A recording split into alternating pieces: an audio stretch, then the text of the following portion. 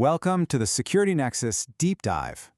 In this explainer, we're diving into a really critical shift in the world of espionage. So what happens when your phone, your car, even your city all become part of this massive interconnected network of sensors? We're going to look at how human intelligence, classic spycraft, is being forced to adapt in a world of what's being called total telemetry.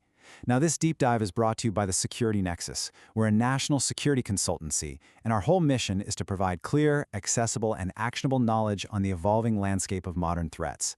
You can check out everything we do over at thesecuritynexus.net. All right, so here's our game plan. First, we'll get a handle on this new HUMINT environment. Then, we're going to dig into why the traditional playbook is basically broken. After that, we'll talk about adaptations, how things are changing on the ground.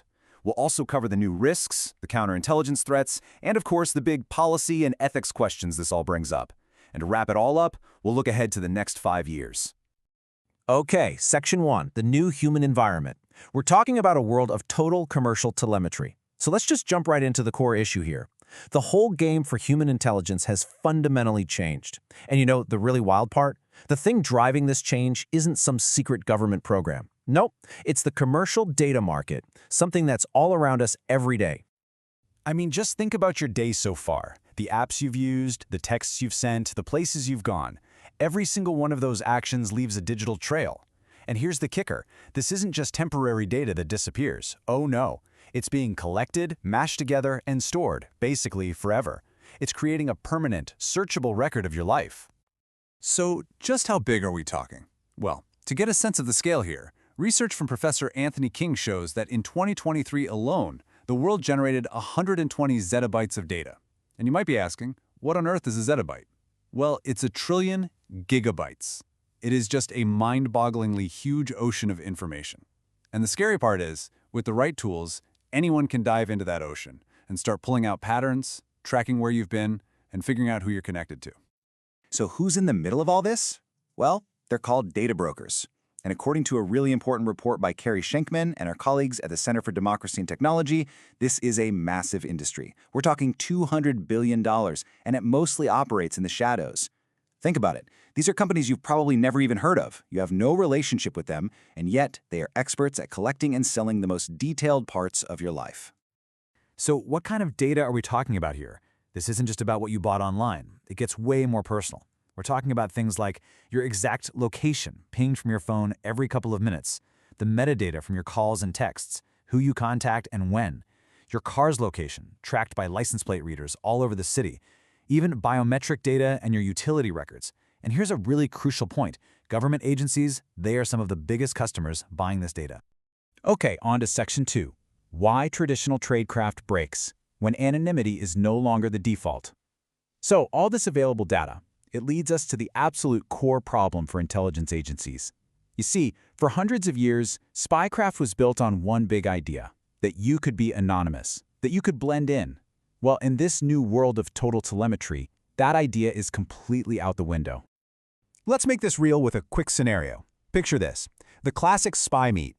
An intelligence officer has to meet their source, their asset, in secret.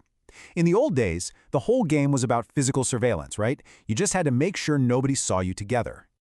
Okay, so now imagine you're the adversary. You've bought a bunch of location data. On one side, you've got the phone trail of the asset. On the other, the trail of the officer. Now, just looking at them, they seem totally random, right? Just two separate, anonymous people moving through a city. There's nothing connecting them, or so it seems. But here's the thing. This is the vulnerability. The adversary doesn't have to follow anyone in real time.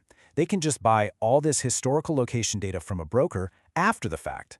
Then they run a simple analysis, and boom, their computer instantly flags a 47-minute period where these two supposedly anonymous phones were in the exact same location. The secret meeting? It's not so secret anymore. It's completely exposed. All right, let's try another one. This time, it's about a compromised cover.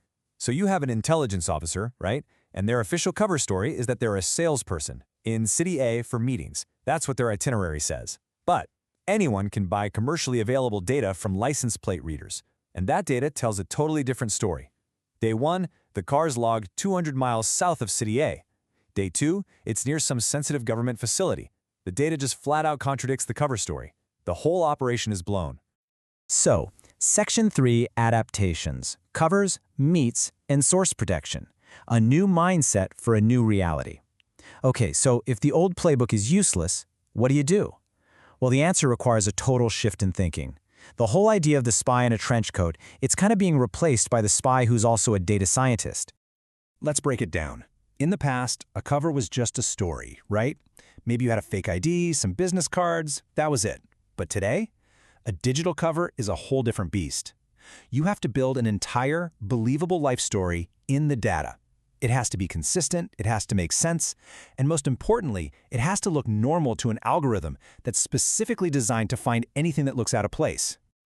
There's this fantastic quote that Professor Anthony King highlights from Brigadier Joe Fossey. He said, "My first question was, where is the bug?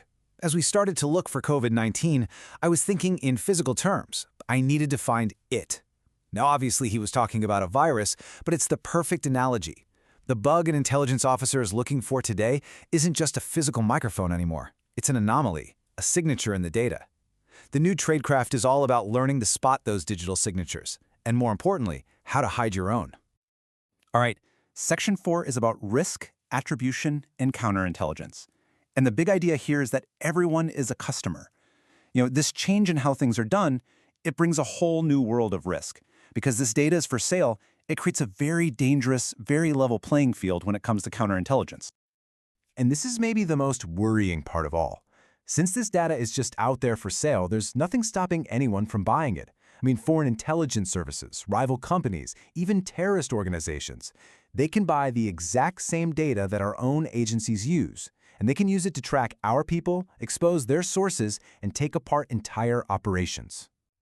So for intelligence agencies, this is a real double-edged sword. On one hand, they want to use this data. That CDT report we mentioned earlier cites an actual FBI solicitation where they were looking for a tool that would let them search this data non-attributably and untraceably. So they want to use it to find people, but they don't want anyone to know they're looking. They want to be a ghost in the machine. Okay, Section 5, Policy and Ethics. The bottom line is, the law has not kept pace with technology. And of course, all of this leads to a massive legal and ethical mess. Technology has just sprinted ahead, and the law is still trying to catch up, which has created all these loopholes and some really tough questions. This is probably the biggest one. It's called the ECPA loophole. Here's how it works. If the government wants your location data directly from your phone company, they need to get a warrant. That's the law. But if they go to a data broker who already bought that same data from an app on your phone, they can often just buy it with a credit card. No warrant needed. It's a huge workaround. Now, the Supreme Court has actually weighed in on this. In a big case called Carpenter, they said that people have a reasonable expectation of privacy when it comes to their location data. But here's the argument government agencies are making. They say that ruling only applies when they force a company to hand over data. They claim it doesn't apply if they just buy it on the open market. And that's really the heart of the legal fight that's happening right now. So let's wrap this up. Section 6, the next 5 years. What's the so what for practitioners and for citizens? Okay, so where does all this leave us? Let's boil it down to the key takeaways, both for the professionals in the field and, frankly, for all of us living in this new world. For the practitioners out there, the takeaway is pretty stark. First, you have to operate as if you are always being watched digitally. Assume compromise is constant. Second, your covers can't be thin. They need to be deep, living, breathing digital histories that can stand up to scrutiny. You also have to use these same data analysis tools defensively to check your own operations for leaks. And finally, you have to treat what we call digital exhaust, all those little data points you leave behind, as a critical operational signature. And for everyone else, well, it leaves us with a really big question. In a world of total telemetry, what is the new currency of trust? I mean, when every move we make is being recorded and sold, what does that do to our ideas of privacy and anonymity? The takeaway for us is that it's more important than ever to understand our own data footprint and to start demanding some real transparency and accountability from the people who are collecting it. Thanks so much for joining us for this Security Nexus deep dive. I really want to make sure we give credit where it's due. The insights we've talked about today come directly from the fantastic research of people like Carrie Schenkman and her team at the Center for Democracy and Technology, and also from the work of Professor Anthony King. I really encourage you to go read their original work. It's incredibly important stuff.